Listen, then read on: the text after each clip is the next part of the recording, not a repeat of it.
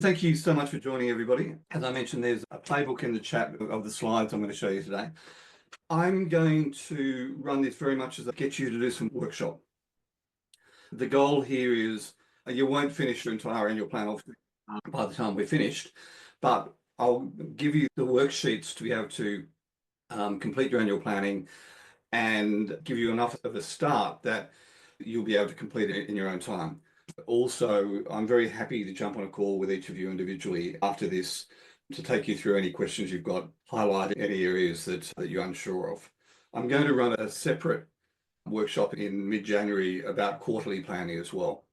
I'm a great believer in planning 3 to 5 years out, then down to annual and then quarterly sprints. In mid-Jan, we'll run a quarterly sprint workshop to teach you how to take the annual planning through to and nail that into your business this quarter. Bit of background, you can read all of this. Key things, I think, 64, been a CEO 4 or 5 times. I've just started another investment company, as it turns out, both here in Australia and overseas.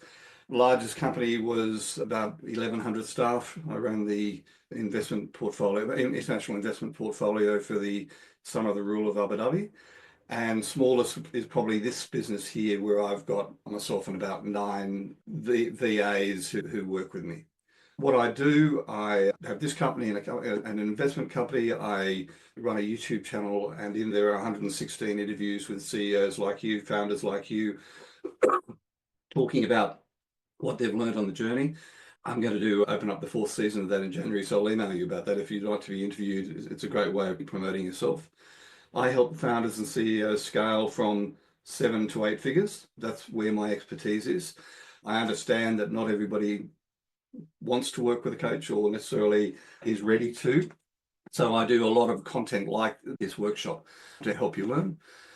And most importantly, I'm happily married, 2 beautiful 10-year-olds that we adopted from Ethiopia along our life journey. Keep me busy, cleaning up after them, traveling around with them and cleaning up after the dogs. That's sort of me and my weekend. So let me just put that workbook in the chat again in case anybody missed it, and we'll get into it.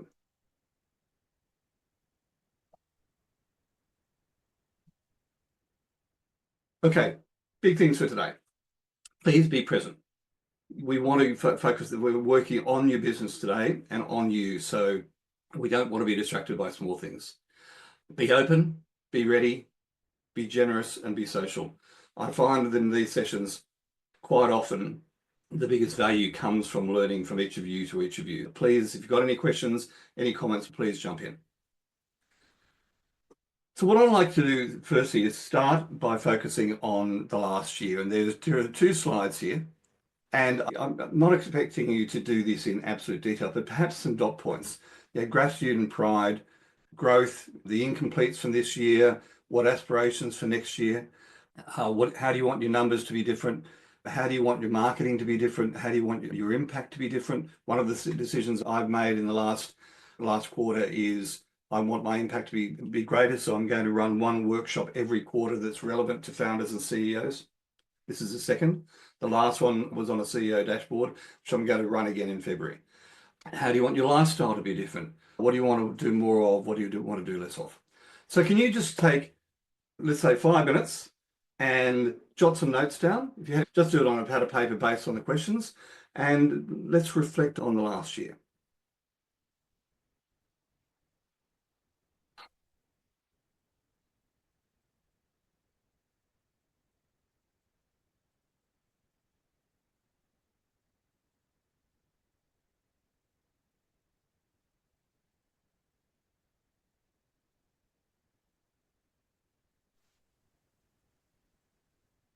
Hi, James. Hello. James, we're just kicking into the presentation. If you look in the chat, there's a playbook for this session. If you can see that. If you open it up. I cannot see. Can you resend it, please? Okay, bear with me. Maybe because you joined after you sent it. Oh yeah, I joined a bit too late. Sorry.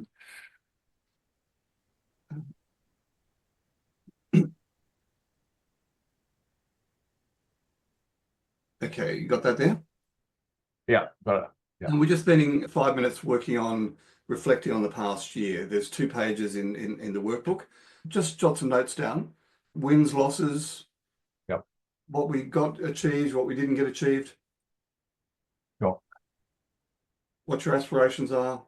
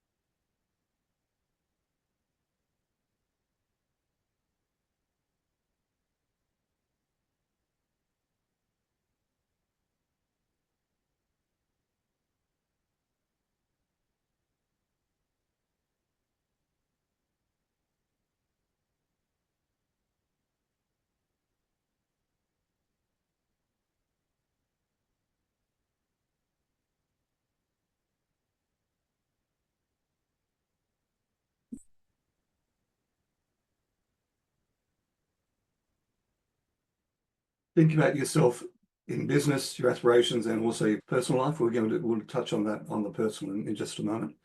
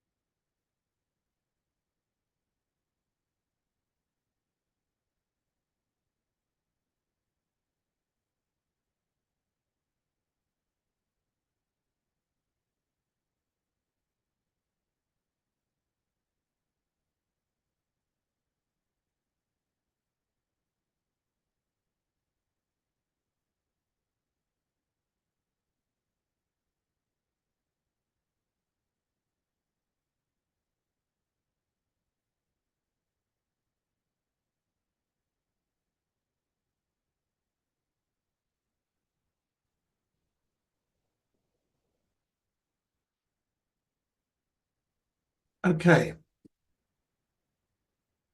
As I said, we're not going to finish all of this all today, but as a starting point, I think just getting some dot points down, just starting to reflecting on what went wrong, and starting to show some gratitude.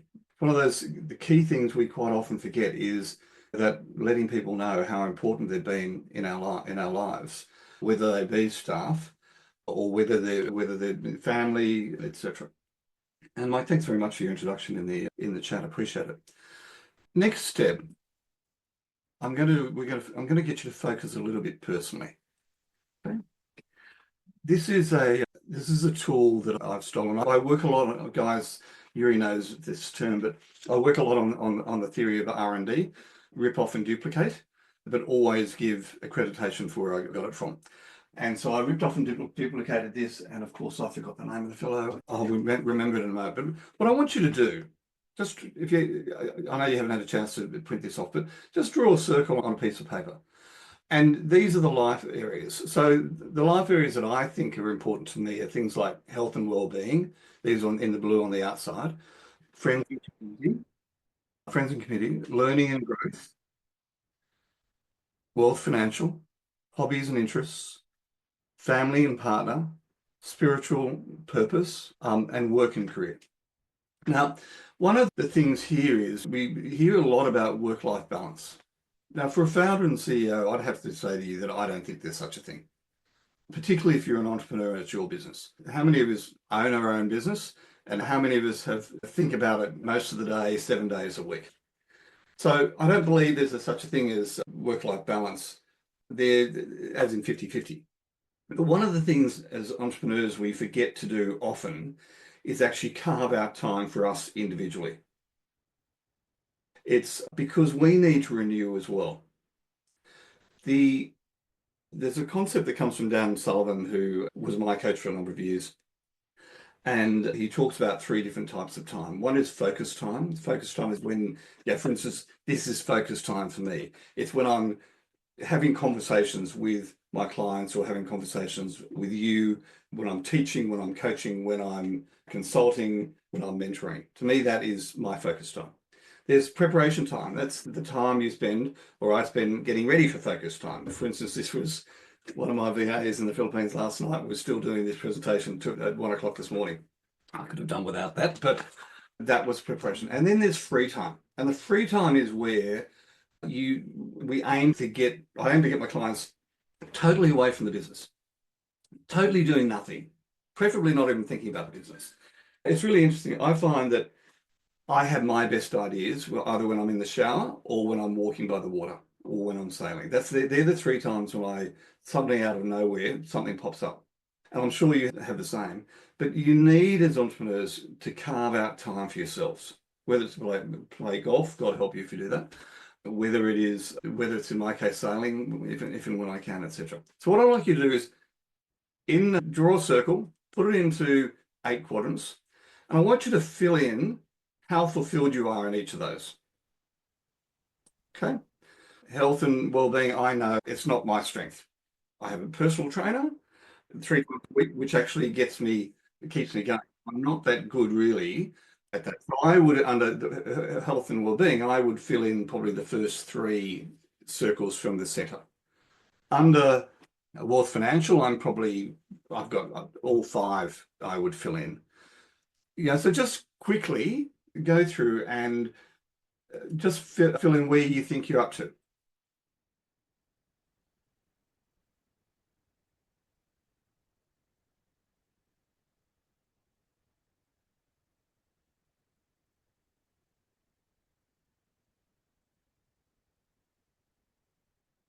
Hey Benita, I've just dropped a link to the workbook in the chat.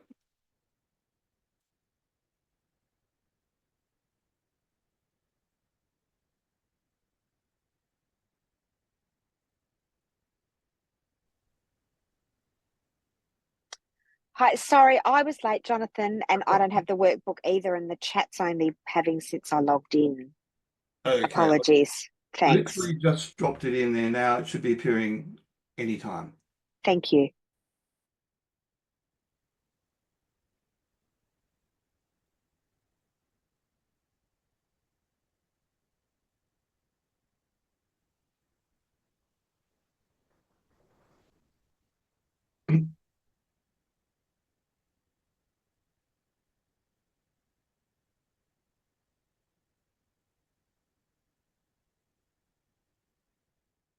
So the idea is how fulfilled you feel in each of these areas.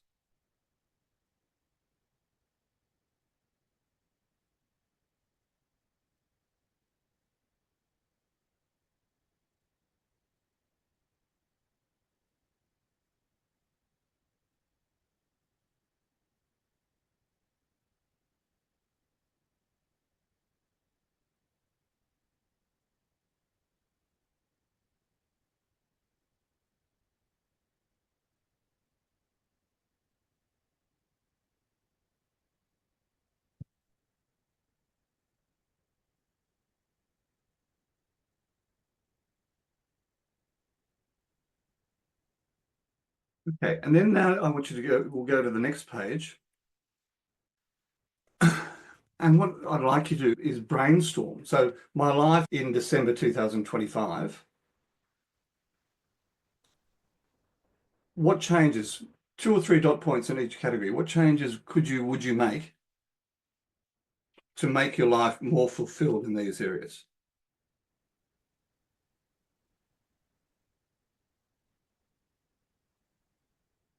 As an example, health wellbeing for me, I'm looking to find a walking partner and walk 5 to 6 days a week.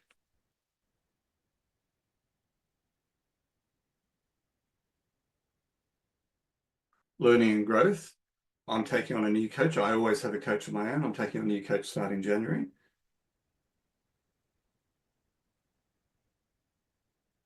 A family and partner, I have already scheduled one holiday for next year, and I'm looking to schedule a second with the family. I'm a big believer in experiences.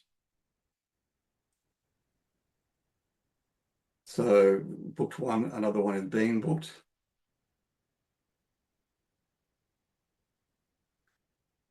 Work and career. I believe my purpose is to grow remarkable companies and grow remarkable leaders. And I've realized that, really to fulfill my purpose, I need to get me out there more and teaching. So I'm going to run one workshop every month from now on, and I'm going to do a 10-minute snippet teaching every week on YouTube. And I'm restarting my podcast and doing one focused interview with a CEO founder every week. And the idea is to get as much good quality learnings out there for everybody in my community. Hobbies and interests. I'm not taking up golf.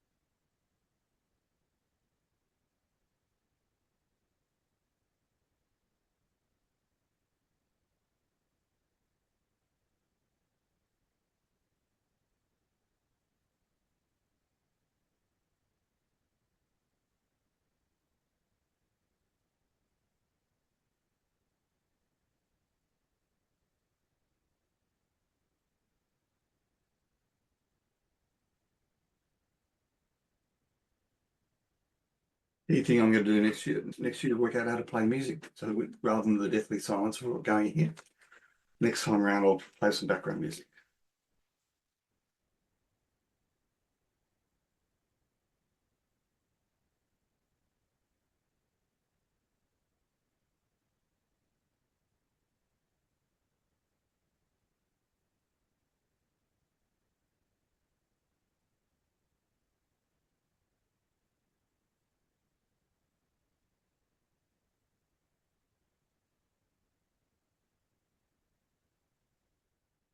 Anybody want to share some of their areas to increase their purpose next year?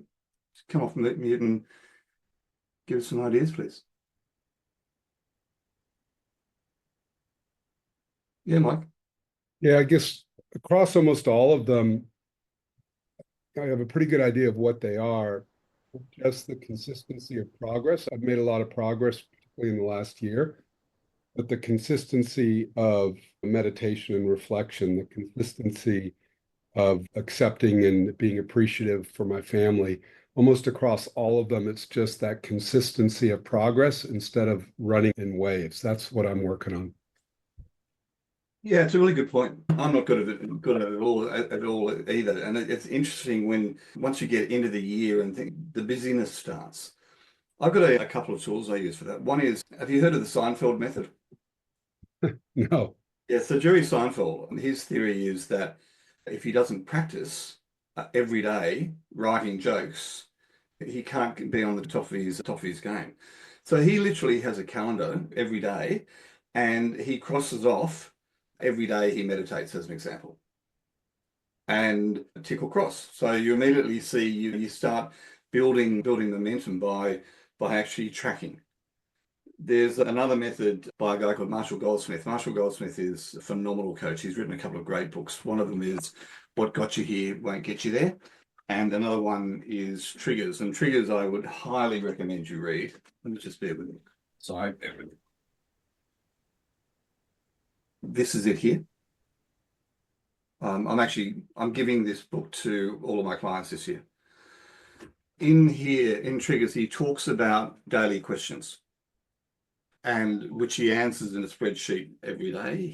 In fact, he gets someone to call him every day, and he literally reads off his questions. So, questions: did I do my best to set clear goals? Did I do my best to make progress towards goal achievement? Did I do my best to be happy? Did I do my best to be fully engaged? I'm just jumping through. Did I do my best to learn something new? Did I do my best to develop new material? Did I exercise? Did I meditate? Did I get a good night's sleep? Did I have a healthy diet? Did I say or do something nice for Linda, my wife? Did I say or do something nice for Kelly, my daughter? So in this book, Triggers, he talks about the daily questions. And I really do believe it's getting into a rhythm, getting into a routine, and literally ticking this stuff off. Anybody else? What about you, Yuri? Or Gaurav? You jump in, please. Yeah, I know I was there. Mine is a little different situation because since I'm in Australia, Brisbane, and managing my team in India, US, and UK, so I work in different time zones. And maybe you can call it because of my lack of planning, which I did not foresee in the beginning. So I'm actually managing all the sales in all the territories, which makes my work-life balance very difficult. So all the questions what you have asked over here, all the blocks, the work and career, the health, well-being, spiritual purpose, family and partner, everything is dependent on that. I think like it's related with that. So somewhere I need to work in the new year on my managing time, which actually gives time for me to work on the other aspects rather than only focusing on growth. And you are being actually CEOs for multiple organizations, multinational companies. How do you think actually is the time? Because it involves a lot of energy because I work in Australian time zone. The moment I come back home from my office, then I start working maybe on calls with US clients. Then the India development team is there that they're actually working. So I end up ending my day at somewhere around 2 or 3 in the morning. Then I go to sleep again like 6, 7 o'clock. I get up. So that's somewhere where I'm lacking. And I need to work on that in the new year probably too. So share your experience how you're working. Been there, done that. My Shakes property portfolio was all around the world. And as I said, I had over 1,000 staff. The way I do it, the way I've historically done it, I time block. So as an example, I work my life based around some principles. The principles are my family comes first. I'm here in Australia, and my majority of my clients these days are in Australia, but I've got clients in the Philippines, clients in Gibraltar, New Zealand, the UAE. The first thing I do is, and look, I'm an older father, 64, and I've got 2 young kids. So the first thing I do is block off what's important. In my diary, I won't take appointments before 8:30 in the morning. The reason being, unless it's absolutely urgent. The reason being is I'm here, I get the kids out of bed, I yell at them, kick them around, get them dressed, make them breakfast. They make breakfast. I generally make them lunch, so they're getting to the age they're doing it themselves. And I sit there and have a chat with them in the morning. And most days I drop them to school because it's a small town, it's just around the corner. One of my principles is dinner with the family every night. So I block time out. And everybody in my team and all my clients know what I do here. I actually share my diary with them. I block out time for exercise. I'm not good at it, so I've got a personal trainer 3 times a week. That's in my diary. It's not negotiable. So number one, time blocking is a big thing. Just because you've got people in Europe and the US doesn't mean you have to be there at 2 a.m. in the morning for them. So getting a meeting rhythm in place with your international teams or international clients is an important thing. The other thing is 7-8 hours sleep. You absolutely definitely need to get that to perform at your peak. So I think time blocking is a big one. I think communicating to all these people, here are the parameters you're going to work in. I think asymmetric communication is a big one. My team were preparing this presentation for me. We had someone sick, and so it was late. But I know in the Slack channel, I actually worked until midnight last night, which is something I never do normally. But there were 73 backwards and forwards in the Slack channel. So I'm doing that asymmetric. And when I got up in the morning, the thing was finished and there it all was. So there's some great tools for this. Let's book a half an hour after this and I can take you through some of them. Yeah. Helpful? Yeah. But what about you, Yuri? So when I looked at brainstorm ideas, I think I'm a little bit harsh on myself. So every box I go to, it's something I feel because I'm lacking a lot in all of them. Yeah, and it's interesting for those you don't know Yuri, but Yuri bought a business in March this year. I think you've got 2 businesses running. 3 actually. You're trying to juggle a hell of a lot, so I get that. Yeah, my revenues jumped from probably like 40 times within 8 months. Yeah, but it's not only that. I like my health and well-being. I used to be like very sporty. I don't do it now. I don't even feel I want to. That's a problem. My wife wakes up every morning 6 a.m. and exercises. I don't do it. I just don't feel it. And I don't have a sports community, I guess, since both of them. And You need a coach. You need a coach mentor. it's not that. I think what I need really, I try to go back to the times when I felt good about that. And it's about the community, the group, right? Rather than a trainer himself, but people like myself. So because I am pretty much a trainer, but being surrounded in a club, that's probably what works for me. Yeah, and the same with my family. I'm like torn apart by my 2 kids and my wife, and everyone asks time for them. While we spend all time together, I pretty much blocked out my weekends to be together, but I don't spend individual time with any of them. Well, it's a good point. I realized I wasn't either. So I now have a date night in my diary for my individual date nights for my wife and for my individual children. This Sunday, I'm taking my son to Moana. Literally, I blocked this stuff in the diary. Just some things. Michelle, Amazon out of stock on triggers, says something about the book. Benita, my situation is the same as my core team is in the US and UK. So what she's done is set a daily limit to 6 hours per day and then allocate certain days to countries. Great idea. Mike, when he was running a company in the US, his issues balancing when you exercise, make yourself time, and food and alcohol consumption was a challenge. When he started his own company left, he lost 20 kilos. Well done. Wish I could do that. 7 hours sleep 7 to 8 hours sleep is definitely non-negotiable for Benita. How we start the day is pretty important in Mike's mind. If I turn on the Mac, I'm in for the day. Just wanted to not do that. Stretch exercise is what I try to do. And that's interesting, Mike. I have personal trainer first thing in the morning. I do make the bed every AM. Who was that? That was General Stanley McChrystal, I think, came up with that theory. Is that right, Mike? Something like that. Yeah. It's a discipline, right? You just I got to put a second one right behind it, besides the shower. Okay, so let's jump through now. So I did that because it's not all about business. Okay, you're never going to be great at business and a great entrepreneur unless you get your own shit together. Okay, we're going to do I'm going to introduce you to a series of exercises now that I think you should do at least once a year, and in the case of these next two, every quarter, I think you should do, and get your staff to do them. So this is a stop, start, keep. What do you want? What do you think you should start doing? What do you think you should stop doing? What you think you should keep doing in the business? Let's just do 4 minutes. Hey, look, I found music. I've achieved one of my 2025 goals.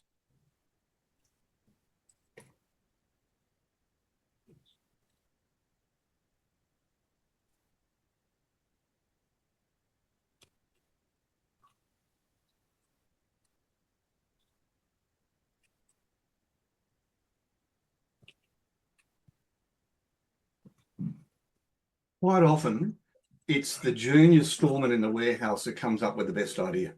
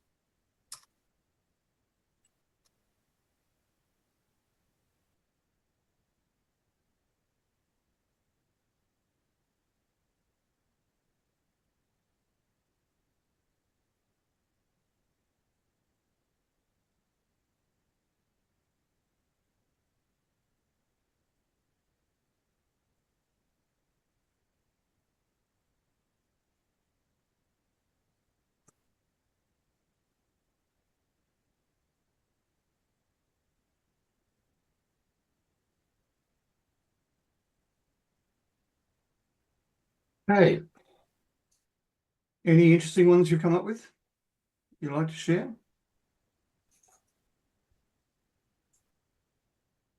Brett, what about you? Thanks, John. Yeah, so with the start, probably quite obvious ones, really. I think I need to do more delegation. The team I've had, we're a small team, but the team I've had have been with me for a long time and they're very capable. But there's still a lot that comes from them to me to be included in decisions. So I think I can certainly take a bit more of a step back on that. and trust them. I want to do more LinkedIn posts and I have some more visibility out there than what I currently do. I think part of being here today is connecting with others in similar founder, owner positions, in similar positions of company stage and growth. I also really like the time blocking, and it's something I really want to chat with the team around as well, with the time blocking, in terms of one of the stops was being so reactive to every client thing that comes through the door, and actually trying to be more scheduled to those responses. I think it is really beneficial to us to work that fast, but it's also then an expectation, which we've seen this year has had some impact.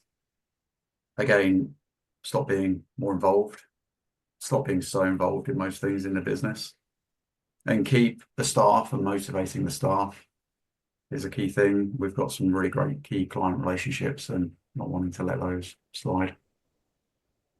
Yeah, and it's all good points, Brett. The time blocking is a really interesting one. For instance, I've said I want to do more educational videos for CEOs and founders, entrepreneurs.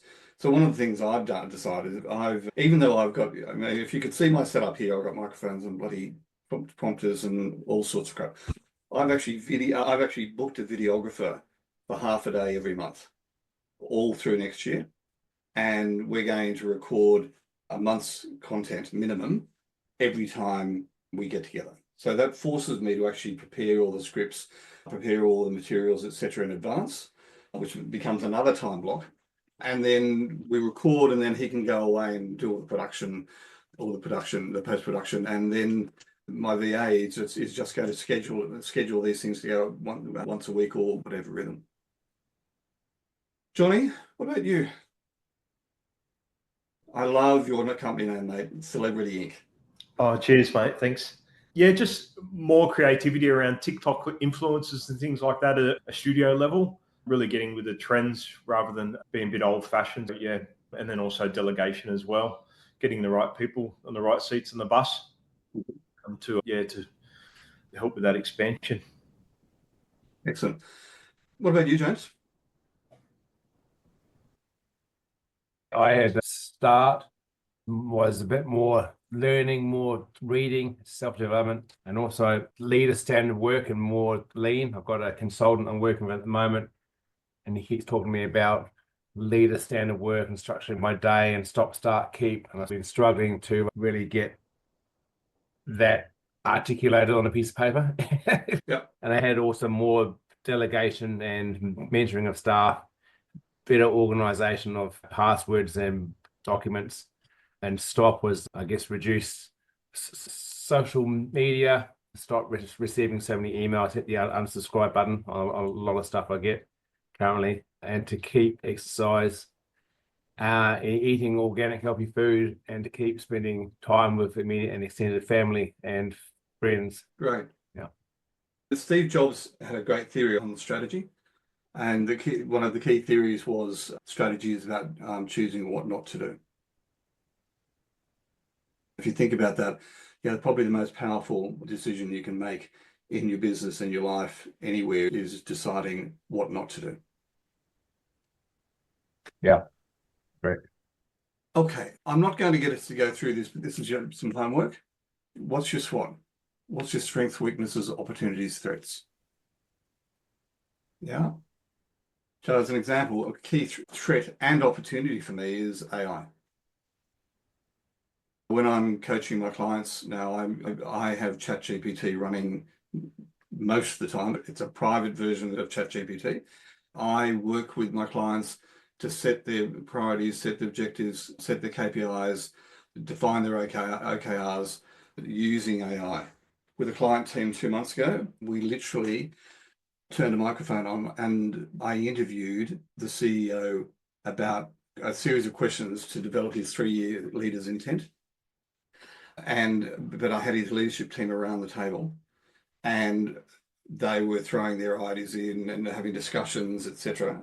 And at the end of the 48 minutes, within 2 minutes, ChatGPT had printed out a leader's intent that it was 98% correct. Hugely powerful. And from there, using this leader's intent, let's define What are the key KPIs? Let's define what are the key priorities for year 1, 2, 3. Let's define the OKRs for this quarter. So for me, AI is both a huge opportunity, but a huge threat because I think the key thing for me in my business that stands me out is I'm actually been the CEO multiple times, small and large, which most coaches, mentors, advisors, consultants don't actually have that sort of experience. But how do I translate that into actionable stuff for my clients? Reed Hastings, he was the co-founder of LinkedIn. He fed every blog, every book he'd written, every interview that he'd done, every podcast that he'd been on, he fed it into a private chat in ChatGPT. And he did a podcast recently where he interviewed himself.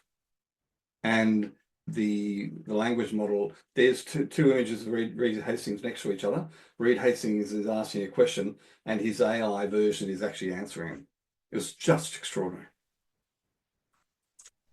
Okay, let's jump through. So this is something I want you to do. Your 1-year destination postcard. Does it smell nice, Mike? 1-year destination postcard. Jump ahead 1 year.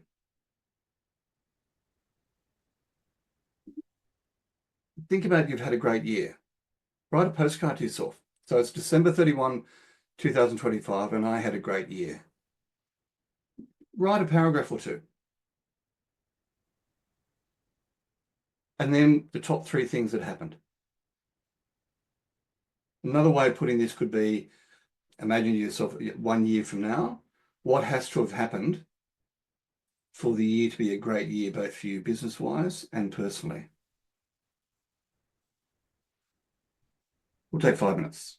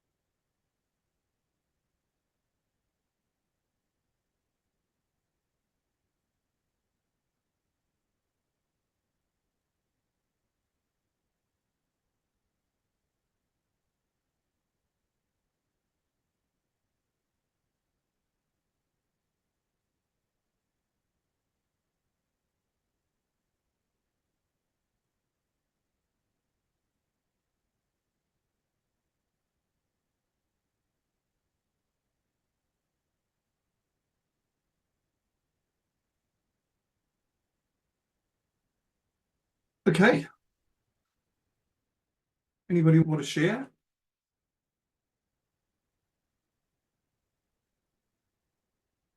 Michelle, are you still driving? No, I'm here. I'm here. Okay. So for me, it is, I had a fabulous 6-week holiday on a cruise boat with no internet. So I totally was able to release myself and not be connected to the world around me, but still enjoy time with my husband, which was absolutely a highlight of not just this year, but my life thus far. I was able to achieve some awards programs that I have been looking forward to implementing around the country. And I've been able to activate and connect my members across the country in a much more unified and collective way. Fabulous. Michelle is CEO of Surveyors Australia. I hope I've got this in the company name right. Yes, you do. Great. Trish, are you with us?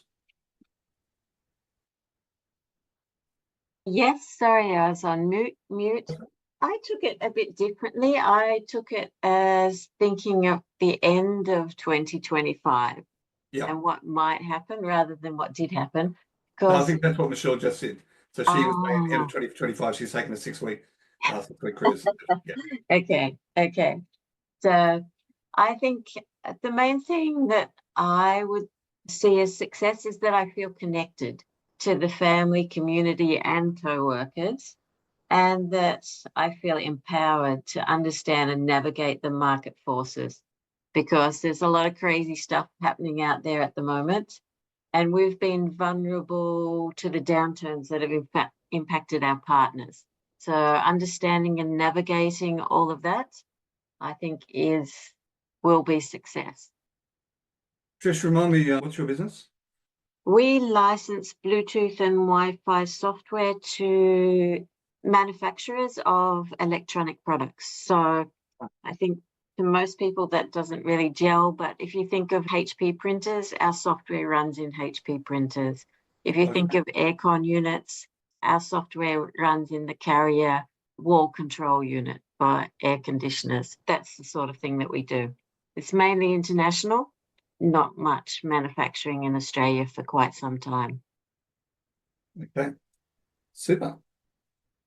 I'm aware of time, guys, so I'm going to press on a bit. So the idea of the destination postcard, and I get my clients, we do, as part of their annual planning, we do a version of this for 3 years every year.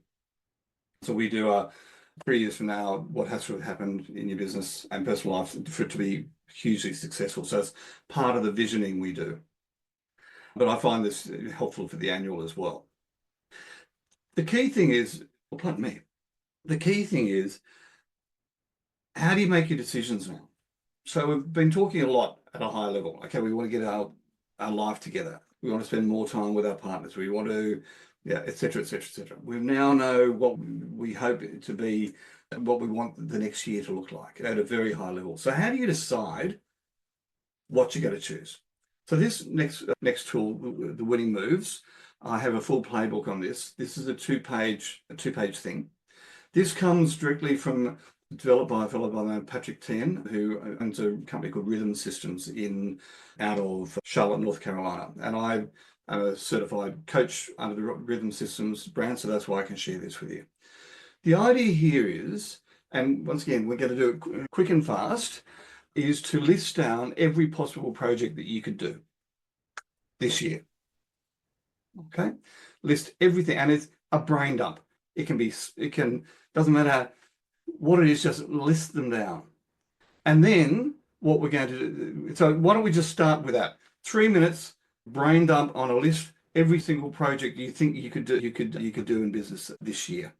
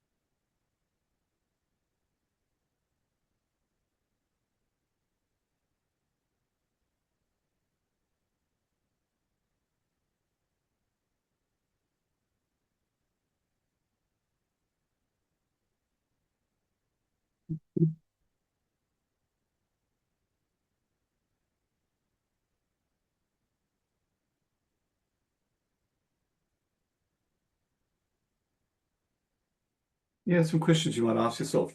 What is your competition not willing to do that your core customers want or the core customers need?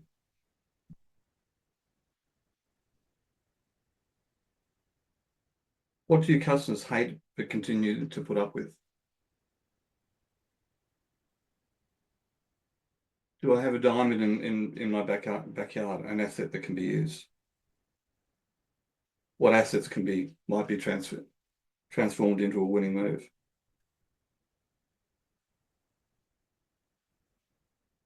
One of the key things I teach is to make it easy.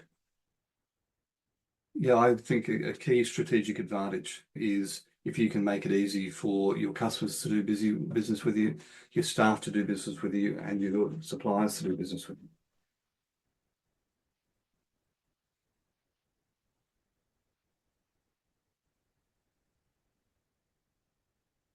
Now, IKEA 4 or 5 years ago bought a business in America called TaskRabbit.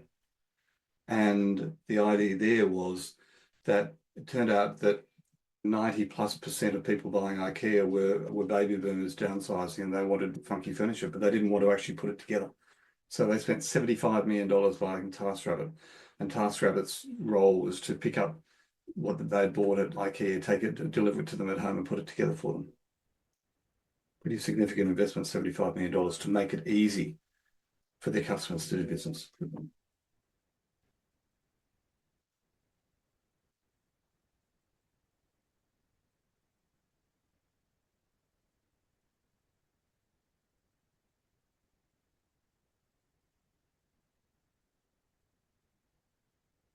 Okay. So what we're now going to do, you've got the list. And now I want you to rate all the ideas by two things: impact and your ability to execute. So on the second page of this tool in your workbook is how to rate your winning moves. So the impact 3 to 5 years on your revenue from 10% up to 100%, rating 1 to 10. So if it's going to have a significant impact on your revenue, it's a 10. And then your ability to execute. Yeah, 1 or 2 rare or expensive new capabilities, up to 10 moves other projects as long as well, and learns a new skill. Of the ideas, please rate each one by the impact on revenue growth and ability to execute.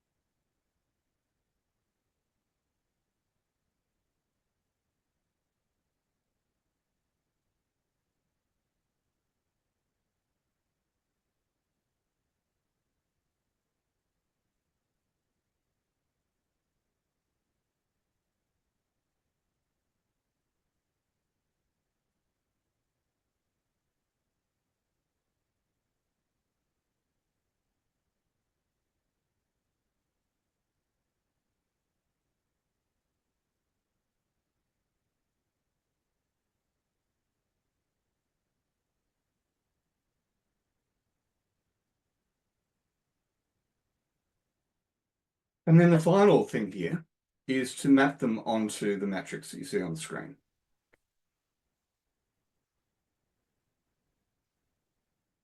And the ones that are tens, high impact on revenue growth and a high ability to execute, they go in the green boxes.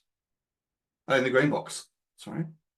Anything that's low impact on revenue is hard to execute, falls in the red boxes, and guess what? We're just not going to do them. And the yellow box is an interesting one. So if you end up with a very high impact on revenue growth, but hard to execute, I tend to advise my clients to do one of these, because this sets you apart from your competition. This is the stuff the competition won't do.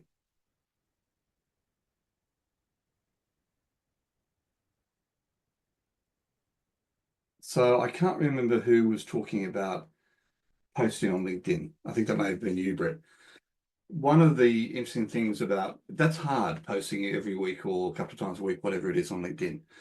One of the things about most social media now is that video is much more appealing to people than reading. Someone else, may have been James, was talking about TikTok. Oh, Johnny was talking about TikTok. Video with transcriptions so that people can read it on the bus or the train or wherever is much more appealing these days rather than just the written word. So to me, posting once a week a 10-minute short, a learning short, and posting once a week a podcast next year, that's hard. Yeah, impact on revenue growth, I believe it's going to be high for my business, but it's hard. But I'm going to do it because it's something that most of my competitors won't do. Does that make sense? Anybody want to share the greens and yellows?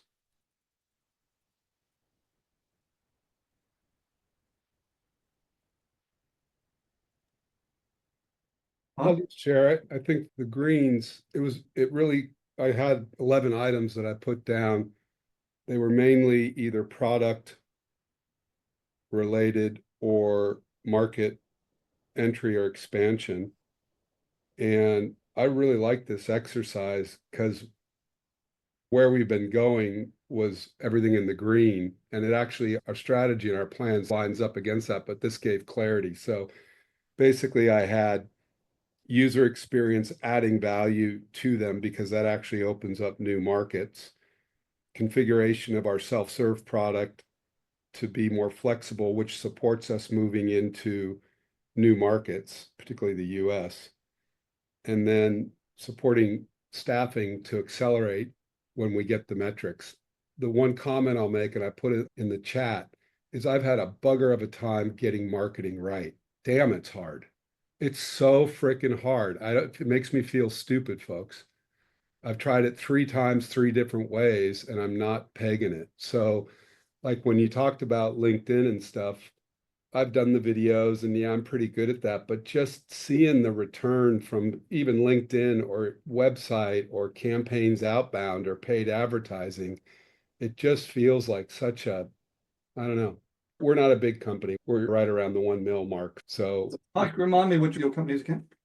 basically, Ability Map's a technology company. We figure out what businesses need people to do and then compare candidates and teams to it to drive fit, productivity, retention, things like that. It's heavy science backed, but made easy to use. And we got good clients. We got like Reese Group and 7-Eleven and Deloitte. We got great clients, but just scaling it and talking to the personas, getting the personas right, it's just been hard, man. I've buggered it up basically 3 times now. And as a result, you end up bootstrapping it through your networking and direct sales, which falls on founders. Yeah, no, absolutely right. But you know, if I could give an insight, and I've been buggering up marketing for my entire life, and putting that in perspective, at one stage I ran the Which Bank campaign for the Commonwealth Bank, and at one stage this is many years ago now, I ran the marketing and brand piece for the National Mutual and North Sea Merchants. So I've been in big marketing jobs. I don't consider myself a marketer at all. A lot of it, Trish has put in there, marketing is an art and an experiment. It's really interesting. I mentioned the Which Bank campaign. I was back at work from doing an MBA on a break, and I was put in charge of that, and just for 6 weeks. Saatchi, who won that, I was with these two account managers after the board gave them. It was the biggest advertising account in Australia. I think in those days it was $46 million. And I was with the two account managers, account executives, as they went back into the office at the Rocks of Saatchi, and they ran through the office saying, "Well, we got it," just cheering. And a temp secretary, this is absolutely true story, a temp secretary yelled out, "What did you get?" "We got the bank." And she yelled out, "Which bank?" Those two bastards were smart enough to know to stop and look at her. And that's where the Which Bank campaign came from, a temp secretary. It is an art, a bit of an art. But think about it. If you think about what I'm doing right now, okay, I'm spending an hour and a half on a Zoom with 11 people I don't know. That's not quite true. I know Yuri is a serial voyeur when it comes to my presentations, and I thank you for that, Yuri. And Brett and I have had a conversation. But 11 people turned up and took the time, and 39 signed up for it. Of the 39, I only know 2 people. So this is me marketing. Now, I also know that of any group of people, 50% will never buy what I'm selling. 3%, 1 to 3% will buy in the next 3 months, and 47 to 49% will buy in the next 2 years. So do I expect my marketing, which is an education piece, to generate any more clients this time around? Maybe not, but I'm in there for the long-term gain. So hence I'm going to do one of these workshops every month going forward. I get that, and I think it's spot on. And just as an aside, as one of the people that you don't know, I'm getting value from this, so thank you. Thank you. What I'm facing is repeatable scale. And like when I look at my time in doing webinars and I speak and I do all that stuff, it's great, but I spend my time and with my team and trying different things that get repeatable scale. It accomplishes the same thing. You're 3% in the next 6 months or whatever it is. That's what I'm looking for. I'm just looking for it digitally, and I'm looking to try and get as much digitally converted so I could see paid conversions so they can be utilizing it and getting value. And when I see that, when the volume's up, then I can send myself or my people to it. Anyways. Yeah, and Mike, I totally agree. Another stat I saw recently was that to get people on a strategy call, they need to have consumed 47 minutes of your content. Okay. Okay. So if you do those numbers, a LinkedIn post, which is what I've been doing, a 2-minute LinkedIn post, someone's got to look at 30 of those before they actually jump on a strategy call, which is 30 weeks under my old system.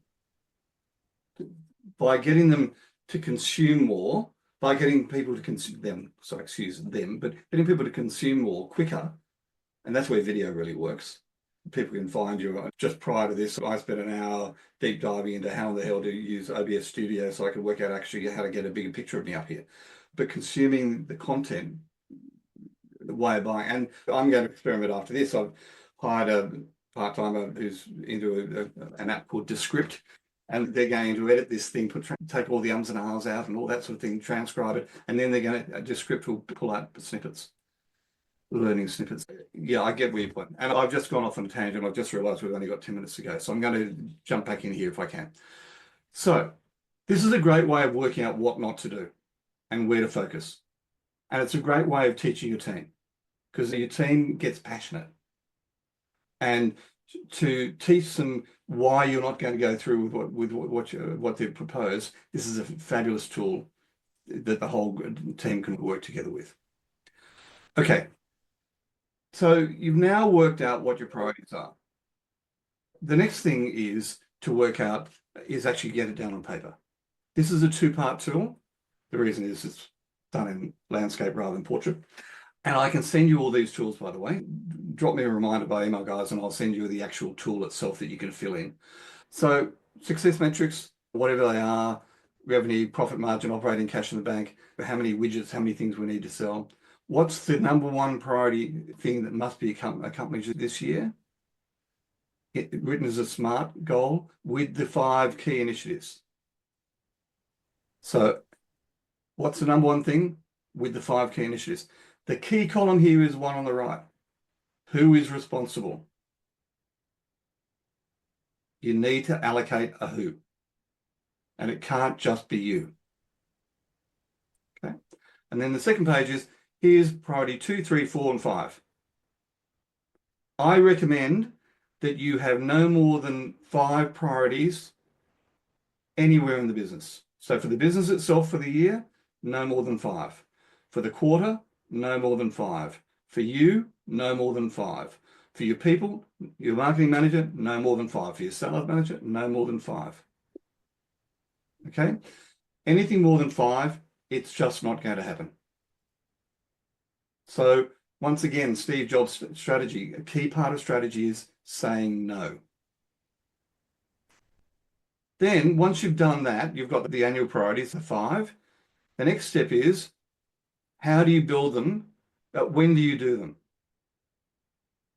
So lists of 3 to 5, and then, okay, I'm going to do the priority 1. I've got 3 to 5 key initiatives underneath it. When are we actually going to do them? In what quarter? And this just becomes a high level, okay, here's my quarters that I'm planning out for the rest of the year.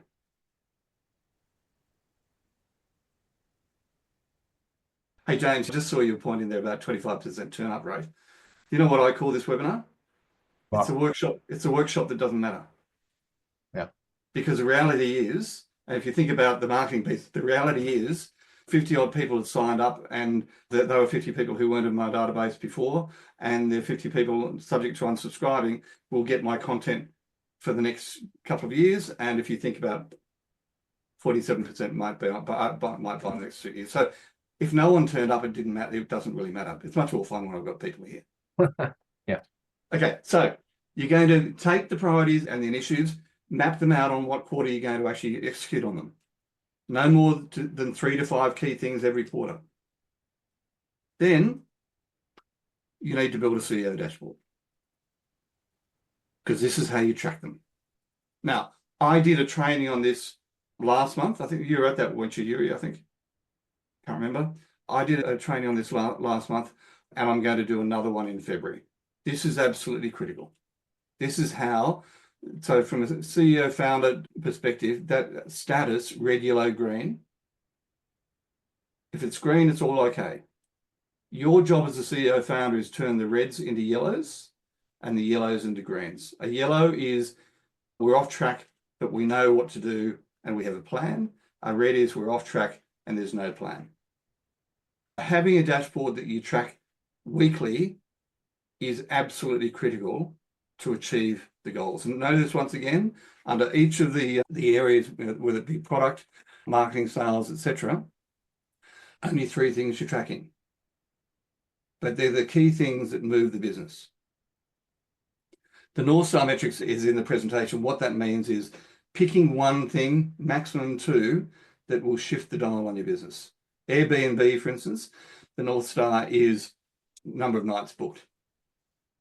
Uber is number of trips. One that I really like that is not really publicly known is the Mormon Church. And the Mormon Church is number of baptisms, which I actually think is really clever, given they're looking to grow the patronage. And that's it for this one. 3 minutes to go. I'm almost there. The next steps for you is your quarterly planning. Top 3 to 5 priorities for the business for next quarter. Remember that next quarter starts in 2 weeks. Top 3 to 5 priorities for each business area, e.g. marketing, sales. OKRs for the business and for each business area are scheduled for each week of the quarter. OKR, objective key results. If you don't know what they are, feel free to pick up the phone and I'll talk you through and give you some tools on it. And also, what quarterly rhythms are you going to do in each quarter? As a minimum with my clients, we do a talent assessment and people development plans. We do a future org chart every quarter, and we do a 5 dysfunctions leadership assessment. And finally, I've just chucked a huge amount at you. If you want to do a call complimentary, we're very happy to help you in any area that you're confused on, that you'd like more detail on, that I can help you, either regarding the planning, CEO dashboards, or any other area of growth in your business. Mike, the other interesting piece of marketing advice I got yesterday. Yeah. Put your face on every single post. Okay. Which is really Are interesting. you sure? Are you looking? Look at me. I've got the perfect face for radio. Face on? Put your face on?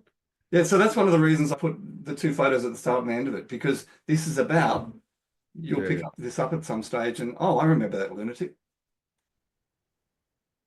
Okay, questions?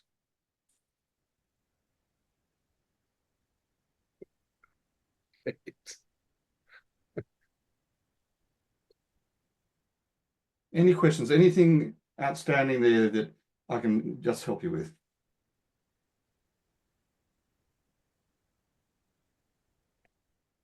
I think I need more than 1 minute of help. You've got my email. Reach out and let's book a call. Okay, thanks. Yeah, thanks for the overview. You've given us a lot of stuff to think about. Yeah, and you've got the tools. And if you want all of these tools I've shown you, I've got as fillable PDFs I can give to you. Okay, thanks a lot for your time. No, thank you. Any others? Fab. So my advice now is go away and have a think. I love the Bill Gates concept of Think Week. I don't know if you've ever heard that. Once a quarter, Bill Gates takes a week off, takes a whole pile of PhD papers and research reports and everything else, and he goes and reads. This is the sort of thing that what I present to you here now is it's time for you to take a day or two out to go and think on your business. Okay. Thank you, Linesman. Thank you, Baubles. I really appreciate your time.